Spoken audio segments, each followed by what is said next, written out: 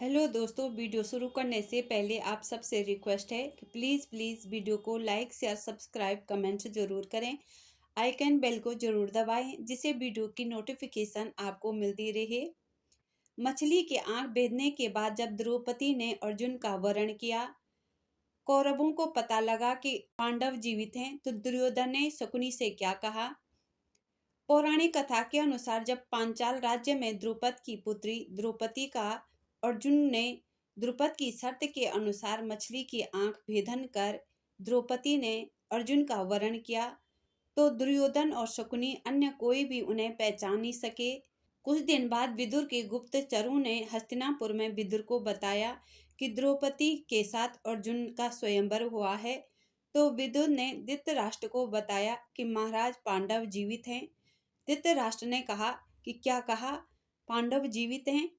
आश्चर्यचकित हो गए कि पांडव जीवित हैं, तो वर्णावत में जो कंकाल मिले हैं वो किसके थे?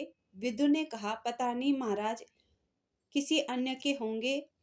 धृतराष्ट्र ने प्रसन्न होकर कहा कि हमारे बच्चे जीवित हैं, सकुशल हैं, ये बहुत शुभ समाचार है, मुझे अति प्रसन्नता हुई है। और कहाँ हैं? गांधारी ने कहा कि कहाँ हैं वे? कुंती बहन भी सकुशल है। विदुर जी ने कहा, हाँ वे सकुशल हैं, और इस समय वो पांचाल राज्य में राजा द्रुपद के मेहमान हैं। और कुंती के कहने से द्रौपदी के साथ पांचों पांडवों का विवाह हुआ है, और वो इस इंतजार में है कि महाराज अपनी पुत्र वधू को हस्तिनापुर आने के लिए कब कहेंगे। धृतराष्ट्र ने कहा कि हाँ विदुर, उन्हें न्योता भेजो। तभी गांधारी ने कहा कि न्योता क्यों, ये उनका घर है, वो अपने अधिकार से घर में आएंगे, अपनी पुत्र वधू को सम्मान से घर लाएंगे। तब धृतराष्ट्र ने कहा कि हाँ, जैसे गांधारी कह रही है वैसा ही करो।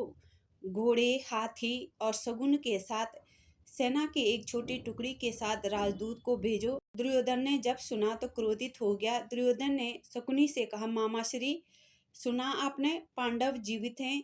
स्वयंवर सभा में मछली का भेदन किया और ब्राह्मणों के वेश में आया था, वो कोई और नहीं अर्जुन था। शकुनी ने कहा, भांजे, वो पहचाने में तो नहीं आ रहे थे, ये कैसे हो सकता है? दुर्योधन ने कहा, मामाश्री ऐसे ही हुआ है। मामाश्री, उस दिन स्वयंवर सभा में मछली भेदन करने वाला कोई और नहीं, वो अर्जुन था जो ब्राह्मण वेश में आया था। पांचाल कुमारी का वरण किया है। पांडवों को हस्तिनापुर बुलाया जा रहा है। तब शकुनी ने कहा कि भांजे, चिंता मत करो, आपके मामा के तरकस के तीर अभी खाली नहीं हुए हैं। कौन जाएगा वहां? दूत जाएगा। दुर्योधन ने कहा, नहीं तो मारा जाएंगे। शकुनी ने कहा कि कोई बात नहीं भांजे, दूत जाएगा जरूर, लेकिन पहुंच नहीं पाएगा। दुर्योधन ने कहा कि मामा, आप जो चाल चलते हैं उसका फल अशुभ ही होता है, आप पर से मेरा विश्वास उठ गया है। शकुनी ने कहा, कहाँ से तो भांजे सही ही पड़े थे। भांजे कोई बात नहीं, अब मैं पहचान करके ही तीर चलाऊंगा, विश्वास रखो भांजे, इसमें विदुर की कोई चाल रही होगी। विदुर ने पांडवों की सहायता की। उधर पांचाल राजा द्रुपद ने कहा कि बड़े आश्चर्य की बात है कि हस्तिनापुर से हमारे पास अभी तक कोई दूत नहीं आया है, क्यों उन्हें अभी तक खबर नहीं मिली? श्री कृष्ण ने कहा कि खबर मिल गई है, विदुर के गुप्तचरों ने उन्हें ये सूचना दी है। द्रुपद ने कहा कि सूचना मिल गई, तो महाराज ने अभी तक कोई राजदूत क्यों नहीं भेजा?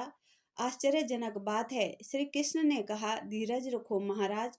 द्रुपद, हस्तिनापुर में जहाँ दो महायोद्धा है वहीं दो कुटिल बुद्धि के भी हैं, दुर्योधन और शकुनी। पांडवों के जीवित होने की खबर कोई आसान बात नहीं है। महाराज ने तो दुर्योधन को युवराज भी घोषित कर दिया था। द्रौपद ने कहा कि पांडवों को उनका अधिकार मिलना ही चाहिए। तभी एक दूत आता है और कहता है कि महाराज, हस्तिनापुर से एक राजदूत आया है और वह आपको मिलना चाहता है। द्रुपद ने मिलने की आज्ञा दी। तब राजदूत ने सभा में द्रुपद से भेंट की, आपस में सकुशल पूछी। धृतराष्ट्र द्वारा पुत्र वधू को हस्तिनापुर आने के लिए स्वागत का इंतजाम किया है, ये कहकर श्री कृष्ण ने कहा, महाराज द्रुपद, मैंने कहा था ना कि धीरज रखो। द्रुपद ने राजदूत को आदर से बैठाया।